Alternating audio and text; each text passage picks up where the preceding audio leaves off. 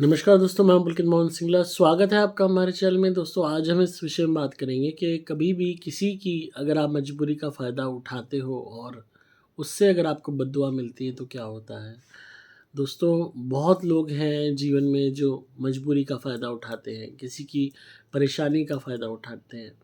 कोई इंसान परेशान है, दुखी है, तो उसी सिचुएशन में उसको देखते हुए कि वो इंसान इतना दुखी है, रो रहा है, प्रताड़ित है, तो भी उसकी फ़ायदा उठाए बगैर नहीं रहते, उसको तड़पाए बगैर नहीं रहते, उसको और जख्म दिए बगैर नहीं रहते कि एक तो बंदा है जो इतना ज़्यादा घायल है और उसके बावजूद भी एक वार वो भी कर देते हैं।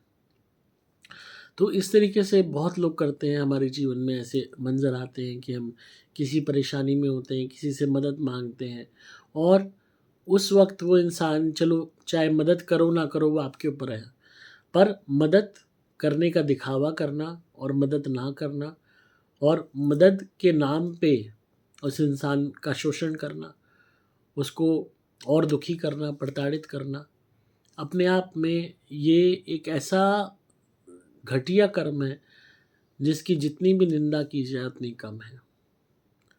और अक्सर हम सबके साथ, हर एक के साथ जीवन में ऐसी घटनाएँ घटित हो चुकी होती हैं और हो चुकी होंगी। मेरे साथ भी जीवन में बहुत घटनाएँ ऐसी हुई, बहुत लोगों के साथ होती होंगी और होती आ रही हैं।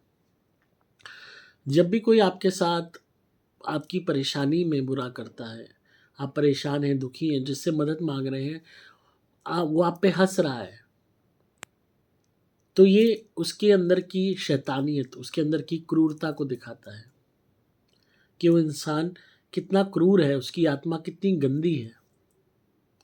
और आप सामने से रो रहे हो और वो सामने से हँस रहा है। तो आप सोचिए कि उसके अंदर दिल नहीं है, उस इंसान के अंदर कितनी ज़्यादा ज़हर है। उसकी नसों में, उसकी रगों में खून नहीं दौड़ रहा, पानी दौड़ रहा है, ज़हर दौड़ रहा है। ऐसे बहुत लोग आपको मिले होंगे और बहुत लोगों ने इस तरीके का व्यवहार किया होगा। उस टाइम ना चाहते हुए भी मन से बहुत बद्दुआएँ निकलती हैं, हाय निकलती हैं। हालाँकि मैं आप सबको कहता हूँ कि हमें बेमतलब बद्दुआएँ नहीं देनी चाहिए, पर ये जो एक्सप्रेशन है, ये जो सोच है कि जब आप प्रताड़ित होते हो तो उसके बाद आपसे नहीं रहा जाता, किसी भी इंसान से नहीं रहा जाता। मन से वो बद्दुआ निकले बगैर नहीं रहती। आप चाहे इंसान को मुँह पे नहीं बोलोगे, पर मन ही मन आप उसको ज़रूर कोसोगे। आपके आँसू जो बिखरेंगे, वो आँसू, एक-एक आँसू एक बद्दुआ का रूप लेके उस इंसान को प्रताड़ित कभी ना कभी ज़रूर करेगा। हालाँकि हम अपने जीवन में सोचते हैं कि किसी ने हमारे साथ बुरा किया या किसी ने हमारा साथ नहीं दिया तो उसको भी प्रताड़ना तुरंत मिले, तुरंत उसको सज़ा मिले। हालाँकि जो वक़्त का चक्र है इस तरह नहीं चलता। हमारे बस में नहीं है कि हम किसको सज़ा भुगतते देख पाएँ या किसको नहीं। पर इसका मतलब ये नहीं है कि जो हमें प्रताड़ना दे रहा है उसको सज़ा नहीं मिलती। आप कभी भी अगर किसी की आत्मा को दुखा रहे हो, किसी के दिल को दुखा रहे हो, किसी के रोने पे हँस रहे हो, किसी की मजबूरी का, किसी की परेशानी का फ़ायदा उठा के उसका उपहास उड़ा रहे हो और उसको और ज़्यादा परेशान कर रहे हो, उसका और ज़्यादा फ़ायदा उठा रहे हो, तो वो कर्म इतना बुरा कर्म होता है कि ईश्वर भी आपसे नाराज़ हो जाता है, कुदरत आपसे नाराज़ हो जाती है। जब तक आपके अच्छे कर्म आपका साथ दे रहे हैं, पास्ट में किए हुए या ना जाने किस जन्म में किए हुए, तब तक आप मौज में रहोगे। पर द मोमेंट वो कर्म समाप्त हुए, तो सबसे पहला जो शुरुआत होगी, वो उन बद्दुआओं का वर्क करना शुरू होगा जो आपने कमाई थी उस इंसान से जिसका आपने उपहास किया, जो आपके आगे रो रहा था, जो आपके आगे मदद माँग रहा था। और जब वो बद्दुआएँ वर्क करना शुरू करती हैं, वो कमाल दिखाना शुरू करती हैं, तो मज़बूत से मज़बूत इंसान भी धराशायी हो जाता है। बड़े से बड़े पराक्रम भी रखे रह जाते हैं। आप कितने ही बड़े आदमी हो, आप कुछ हो, कोई चीज़ मैटर नहीं करती, क्योंकि जो वो बद्दुआएँ जब सज़ा मिलती है, तो इस हिसाब से मिलती है कि इंसान अपने ही जीवन से नफ़रत करने लगता है, चाहे वो अरबों-पति क्यों ना हो तो भी। ऐसी स्थिति उत्पन्न हो जाती है कि बड़े बंगले में रहने वाला भी तड़पने लगता है, बड़े घर में पैदा हुई भी तड़पने लगती है। आपके पास सब कुछ होते हुए भी आप उसका आनंद लेने की स्थिति में नहीं रहते। वही महल, वही गाड़ी, वही बच्चे, वही औलाद, वही परिवार आपके दुश्मन बन जाते हैं, आपके शत्रु बन जाते हैं, आपको खाने को आते हैं। शारीरिक रूप से आपको रोग उत्पन्न होने लगते हैं। मतलब ये कह लीजिए कि जिस आनंद को आप भोग रहे थे, अब वही आनंद आपके लिए शूल की तरह बन जाएगा। और बहुत लोगों के साथ ये चीज़ होती है, बहुत लोगों के साथ लोग शुरुआत में हँसते हैं, कहते हैं कुछ नहीं होता, बेकार की बातें हैं, क्योंकि उनके अंदर ये रियलाइज़ेशन नहीं होती कि जो दुखी था, जो आपके पास आया, आप उस पे हँसे, उसका मज़ाक उड़ाया, उसकी मजबूरी का फ़ायदा उठाया, तो उसकी बद्दुआ जो है, वो खाली नहीं जाने वाली। ये बात लोग नहीं समझ पाते।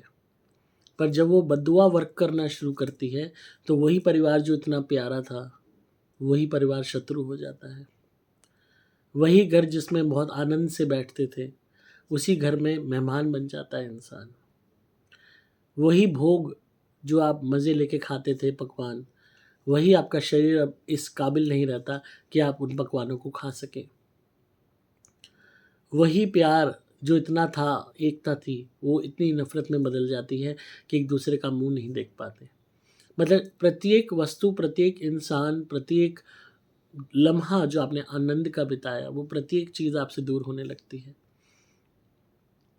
इसलिए कभी भी आप किसी सताए हुए के ऊपर अगर हँसते हो, कोई भी आपके आगे दुखी है, अपना रोना रो रहा है, परेशान है, और आप उसका उपहास उड़ा रहे हो, मज़ाक उड़ा रहे हो, और उसको उस परेशानी में से निकालने की अगर आपके अंदर हिम्मत नहीं है, तो आप सीधा मना कर दो, और हिम्मत है तो उसका फ़ायदा मत उठाओ।